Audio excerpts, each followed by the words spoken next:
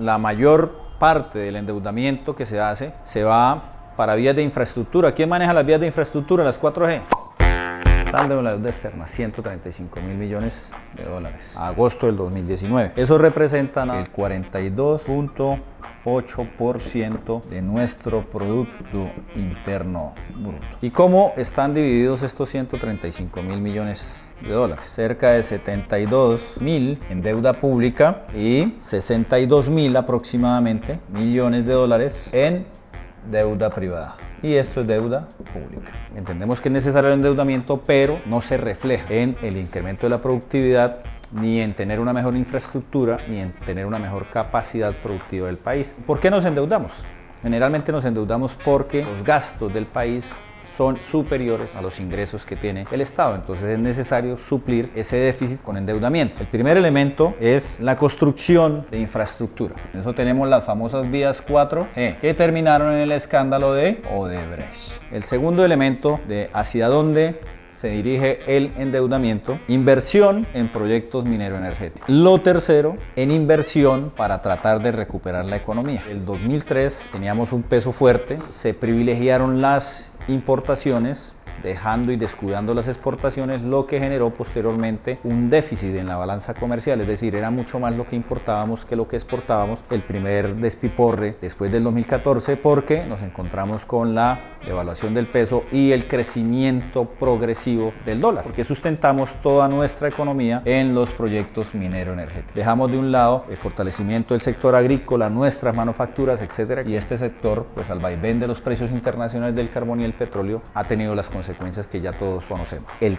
cuarto elemento hacia donde se va la inversión de la deuda tiene que ver con los créditos del sector financiero, es decir, los bancos. La deuda externa, el endeudamiento que se hace, generalmente se va hacia estos cuatro grandes bloques. Todas las reformas que se están tratando de hacer fundamentalmente tienen que ver con el ajuste fiscal, disminuir la inversión y aumentar los ingresos. Tiene cuatro elementos sustanciales: los ajustes salariales, la reducción en el gasto público, ya lo dijimos, altas tasas de interés. En Colombia, algunas tasas de interés llegan al 36% efectivo anual. En los Estados Unidos, las tasas más altas hoy están en el 1.75% efectivo anual, para que veamos las grandes diferencias. Colombia paga anualmente por servicios de la deuda, servicios son intereses de la deuda, cerca de 6.400 millones de dólares al año por servicios de la deuda. Pagamos eso, lo que significa que estamos gastándonos cerca de 18 millones diarios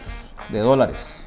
Nos gastamos en eso. Ahí hay una discusión fuerte, porque lo que necesitamos mirar es si eso realmente ha servido para el desarrollo del país, para el desarrollo de nuestra economía, de nuestra capacidad productiva, nuestros empresarios, nuestra agricultura, o por el contrario, no ha servido para nada todo este tema de endeudamiento que tiene el país. El presupuesto de Colombia para el 2020 son 258 billones de pesos. Están planteando el Estado que va a tener un déficit de 14 billones de pesos. El Estado necesita estos 14 puntos, está tratando de conseguir 19 billones de pesos, ¿cierto?, con deuda pública, pero para poder conseguir esos 19 tiene que hacer las reformas que está planteando. Y lo segundo, pues la deuda privada, que más o menos va a sumar entre deuda pública y deuda privada cerca de 47 billones de pesos el endeudamiento. De esos 258.9 billones de pesos, 59.2 billones irán para el pago de la deuda externa, y de esos 59.2 se dividen en dos: 28.4 billones para amortizar la deuda, es decir, para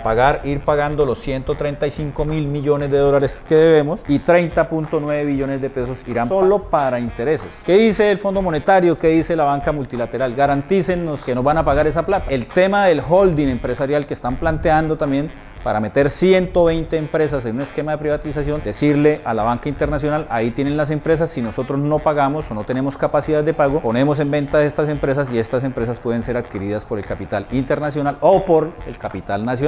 Y el otro elemento sustancial, pues, es la ampliación del recaudo. En la reforma tributaria, extender la base gravable del IVA a cientos de productos de la canasta básica familiar. Ya lo explicamos en el video anterior. Nosotros necesitamos sentarnos y entender esto, y fundamentalmente entender otra cosa. Dentro de año y medio estamos en elecciones parlamentarias. En el Senado de la República es donde se hacen las leyes, donde se transforman las leyes. Nos organicemos de la mejor manera para tratar de tener un Senado mayoritariamente de ciudadanos que tengan la concepción de querer cambiar y transformar este país. Si nosotros seguimos en este esquema, como lo estamos mostrando en las cifras, y despreciamos la capacidad industrial, si no reactivamos el agro nacional, si no tenemos consideración con los empresarios y si el Estado sigue gravando a todos los colombianos a través de reformas tributarias, no vamos a tener un país viable.